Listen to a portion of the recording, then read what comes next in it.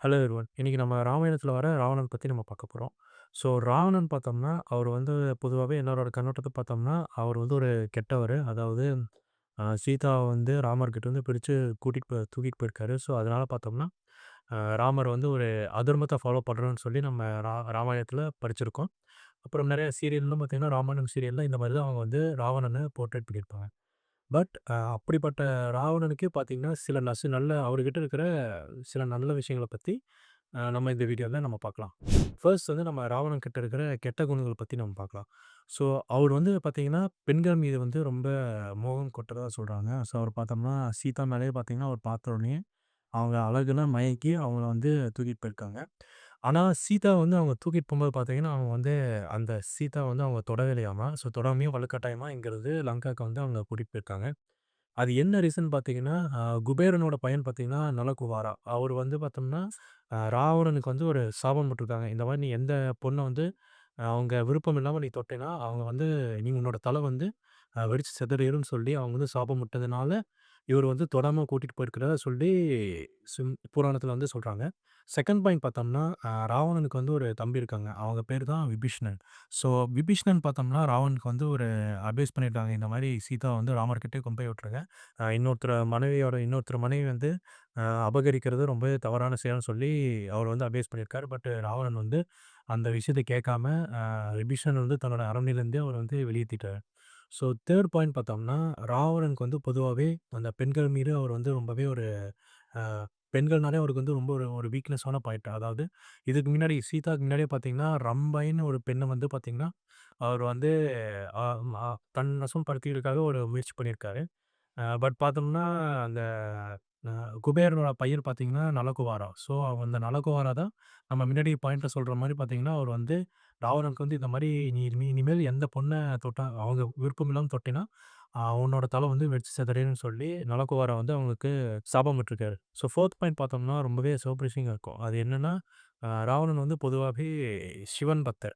ஆனா, அவர் வந்து பார்த்தோம்னா, அந்த இமயமலை கைலாயம் இருக்குல்ல, அந்த கைலாய மலைய அவர் வந்து ராவணன் வந்து தூக்கறதுக்கு முயற்சி பண்ணியிருக்காரு. அது எதுக்குன்னா, தன்னோட பலத்த காமிக்கிறதுக்காக தூக்க முயற்சி பண்ணியிருக்காரு. ஆனா, சிவன் பார்த்தோம்னா, தன்னோட சுண்டு விரலால அந்த மலை மேலருந்து மலைய அமுத்தி கீழ ராவணன வந்து மலைக்கு கீழ அவர் வந்து கிரஷ் பண்ணிட்டாராமா. அதாவது இப்போ அடியோட அப்படியே அந்த மலைக்கு கீழயே அடியோட அமுத்திட்டாராமா.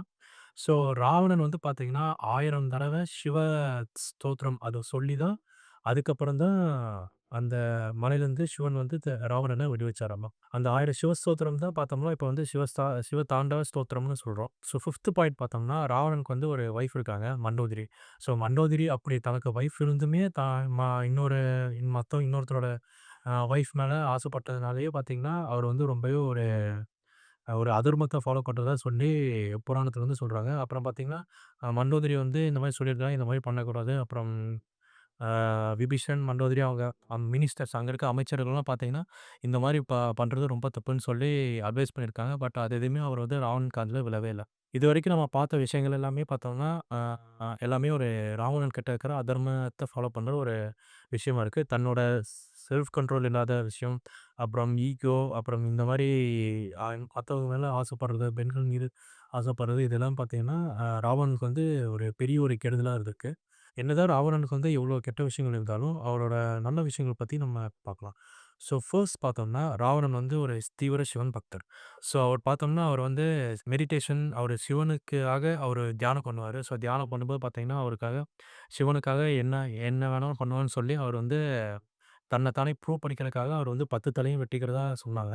நம்ம ஆல்ரெடி பார்த்த மாரி ராவணன் பார்த்தோம்னா, அந்த கைலாய மலைய தூக்க ட்ரை பண்ணியிருந்திருக்காரு. ஸோ, சிவன் பார்த்தோம்னா, அத அமுக்கி அ ராவணன அந்த மலைக்கு கீழ சிக்க வச்சிருக்காரு. ஸோ, ராவணன் பார்த்தோம்னா, திரும்ப 1000 தடவ அந்த சிவ ஸ்தோத்திரம் சொன்னாங்க. ஸோ, அந்த மந்திரத்த 1000 தடவ சிவன பத்தி சொன்னங்காட்டி தான் அவர் சிவன் பார்த்தோம்னா, அந்த ஒரு மாரி கூலாகி இந்த ராவணனுக்கு வந்து இந்த மாரி விடுவிச்சு, அவருக்கு வந்து ராவணன்னு பேர் வச்சது பார்த்தோம்னா சிவன் தான். ராவணன் வந்து என்னதான் ஒரு வில்லன், அதாவது ஒரு கெட்டவரா இருந்தாலும், தன்னோட நாட பார்த்தீங்கன்னா, அவர் வந்து அந்த அளவுக்கு ஆட்சி பண்ணதா சொல்லி வால்மீகி வந்து எழுதியிருக்காரு.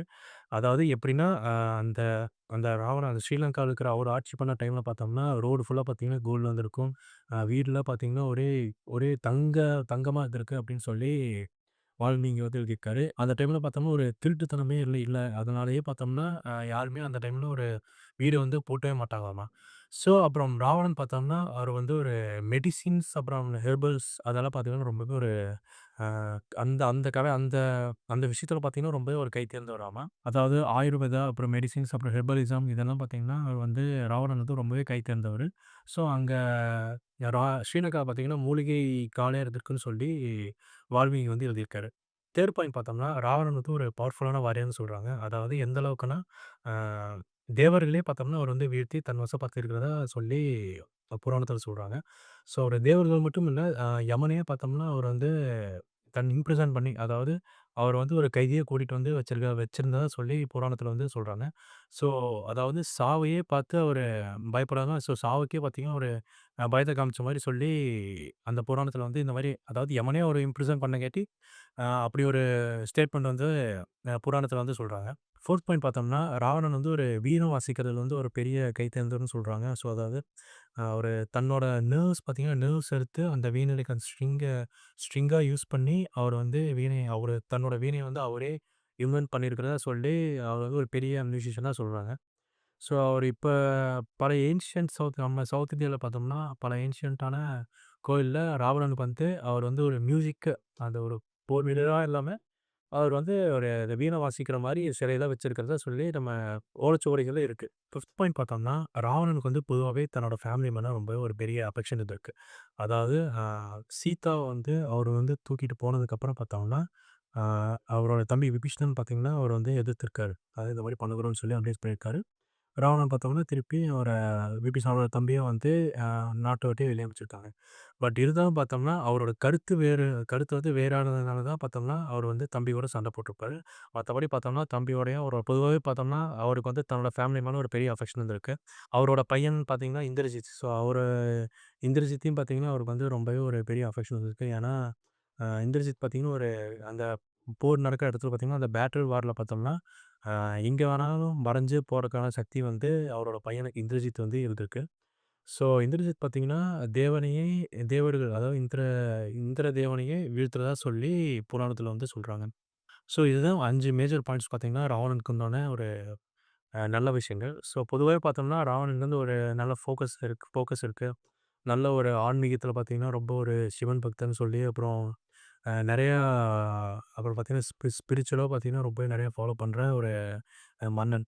இதனாலேயே பார்த்தோம்னா, ராமர் வந்து லக்ஷ்மணன் கிட்ட ஒரு அட்வைஸே பண்ணியிருப்பாரு. இந்த மாரி நீ ராவணன் கிட்ட வந்து பார்த்தீங்கன்னா, நெறைய விஷயத்த வந்து நீ வந்து கத்துக்கணும்னு சொல்லி ராமர் வந்து லக்ஷ்மணன் கிட்ட அட்வைஸ் பண்ணியிருப்பாரு.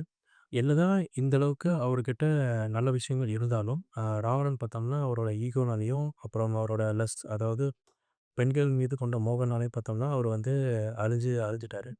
ஸோ, இந்த வீடியோ வந்து உங்களுக்கு கண்டிப்பா புடிச்சிருக்கும்னு நெனைக்கிறேன். ஏன்னா, என்னால முடிஞ்ச அளவுக்கு நான் வந்து ஒரு பேசிக்கான ஒரு திங்ஸ் வந்து டீட்டெயில்ஸ் வந்து உங்களுக்கு ராவணன் பத்தி உங்களுக்கு ஷேர் பண்ணியிருக்கேன். ஸோ, இந்த வீடியோ உங்களுக்கு புடிச்சிருந்தா மறக்காம லைக் பண்ணுங்க, ஷேர் பண்ணுங்க.